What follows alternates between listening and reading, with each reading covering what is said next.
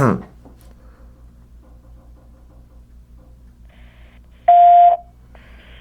Neal, how you doing today? Hey, how are you, man? Good. Always good to catch up with you. Are you available to talk right now, or? Yes, I am. Perfect. Can you hear me well? Yes, I sure can.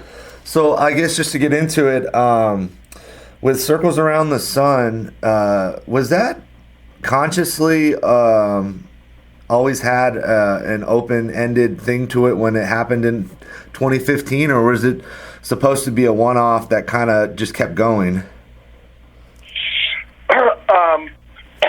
When we got together in 2015, we were making music for the sole purpose of those Fare Thee Well shows. Yeah. Right. There was no band name. There was no plan for it to be a record. There was no plan for it to be released. There was no plan for us to play live. There was no plan for anything other than to try and make some music that would work well for those Fare Thee Well gigs. That was it. So, once those shows happened and the music got such a overwhelmingly positive reaction, then started talk about releasing the music, about coming up with a name for the project, and then later, the idea for playing live came up. So yeah, it was really all just an accident, Yeah. Well, where is it right now? I mean, how far has the band either changed or remained the same from what the original intent was, at least musically? Well, we've made a second record, Yeah. Yeah, and which is similar in sound to the first music that we made, but I would say developed somewhat, the first thing we did was kind of strip away the Grateful Dead references Yeah. that exist there in the first music and that had to exist there. We were asked to put them there, and we were happy to do that, of course. But now we're not like beholden to that anymore. So, but the spirit and the sound of the group is very similar, even though we're developing it beyond where we started. But the reason that we decided to continue with this group beyond the Fare Thee Well stuff is that we discovered right away that we actually have our own identifiable sound. Yeah. And we have a really great chemistry as a group. So we're not just some like Grateful Dead cover thing at all. Actually, that was just a starting point Yeah. for us to get going. We really don't even sound like the Dead in really any way other than a bit of my guitar influence is there, and some of Dan's bass influence, but rhythmically we're really not like the Dead at all. We're interested in being like a dance band. I was gonna say it slides more towards Steely Dan than the Dead now. Like that very funky. You can really dance to it. It's really catchy, but also very intricate. That's right.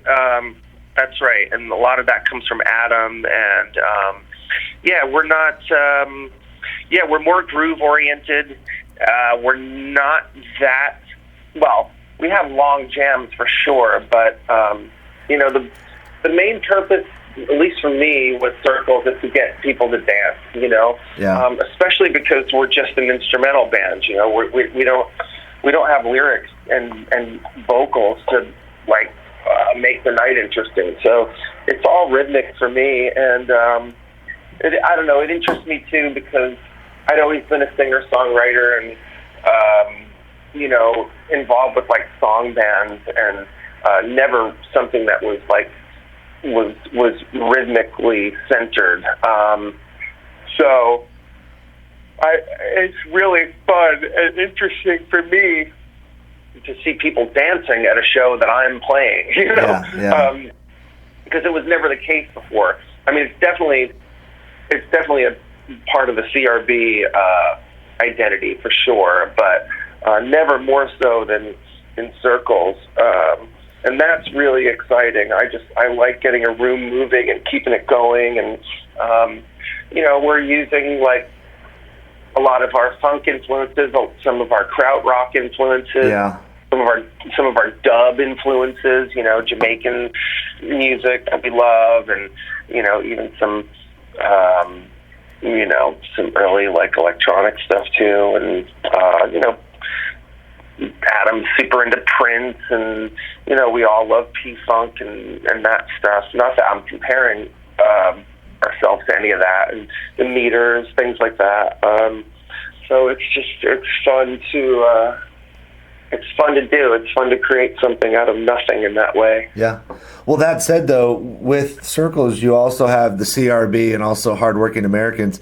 For you, it seems that you kind of rotate through those bands. Is that a subconscious or conscious thing where you have these multiple projects, or is that just how it played out? I guess in terms of maybe your creativity and being able to rotate kind of seamlessly through these bands whenever the timing's right. Oh yeah, it just happened. I mean, it was you could have never really planned that. I just kind of got into this scene, of music, and certain things started to happen, and people started to call me and made friends, and just sort of made a life of all this, Were you ever really into that scene to begin with as a younger person, maybe in high school or pushing into your early years as a musician? I was peripherally. Like, I've always been a Grateful Dead fan. I saw them several times in the 80s and 90s, and I was an Allman Brothers fan, and I saw them several times, a long time ago. And like in New York, I used to go to the Wetlands, if you know that place. Yeah. Used to play there a little. Yeah, I used to play there a little bit. But in my early 20s and stuff, I wasn't really a part of the jam scene. I was really obsessed with becoming a songwriter, and I don't know, in the classic sort of Neil Young, Jackson Browne mode, and I was really into folk music, and I leaned more in that direction. I wasn't like an active part of the jam world, even though I knew of it and danced around it a bit. So no, not really. And later, I don't know. I hung around with Robert Randolph in the family band in their early days, and I played with them a little bit too because, we had some mutual friends. So it was always around me, but I never considered myself a part of it because I don't consider myself to be that much like that advanced of a musician and a guitar player, and that scene always seemed like, well, it still is for a lot of like jazz people and very highly trained musicians and people that are a lot more like developed in music than me. So being a simpler kind of musician, I was always intimidated by it. Still am. But then, through the CRB, just ended up being a part of it by default or by some sort of accident. And now here I am trying to swim in some very deep waters. But I think the idea is to just, carve your own identity out of wherever you are and whatever you do. And if you can do that, I guess it doesn't matter. Like, it doesn't matter how highly advanced a musician you are. It's just if you have something to say, then that's the most important thing, I suppose. Does that mean that you subscribe to like the idea of the now, where you are at that present moment is what your focus is, rather than where you're looking towards or where you're looking over your shoulder? Well, that's the idea, be here now, right? That's the phrase. So that's the idea, yes. It's kind of, when I'm when you're playing music or doing anything, it's really all you have. So, yes, I would say yes to that question. Well, it seems like you've always kind of just gone with the flow. I mean, you've it's not like I don't know if you maybe have been frustrated in where you're at in certain parts of your career back then when you're younger, but it always seems like you kind of just flow to where it feels not only comfortable but also challenging in a good way. Yeah, I mean, I guess I've drifted around a lot too.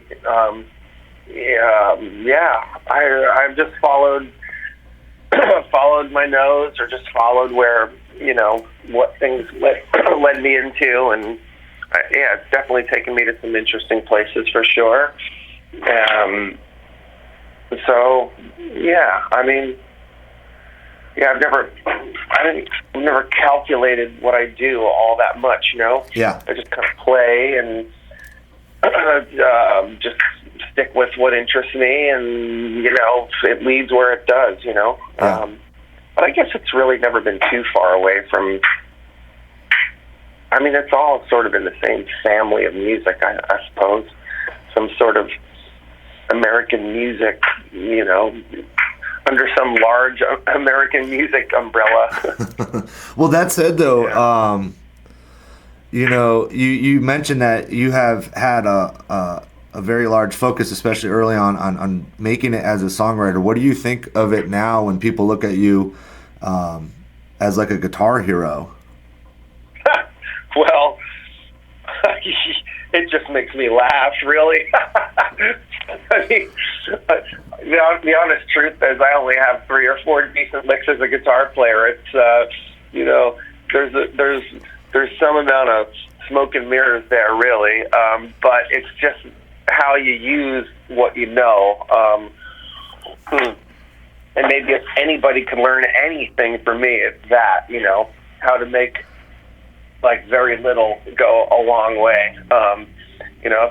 If you play guitar with the right touch and the right sound and the right feeling, you can make a very little go a long way. I'm not comparing myself to B.B. King, but he was one of those people who could just play one note and kind of and speak the world to you. I mean, if I had any aspiration, it would be that. Yeah. I'll never get to that place, but yeah, that's what I do. But yes, a guitar hero is, well, I guess every kid who ever picks up a guitar would dream of becoming a guitar hero. But I certainly don't see myself that way. Well, I would say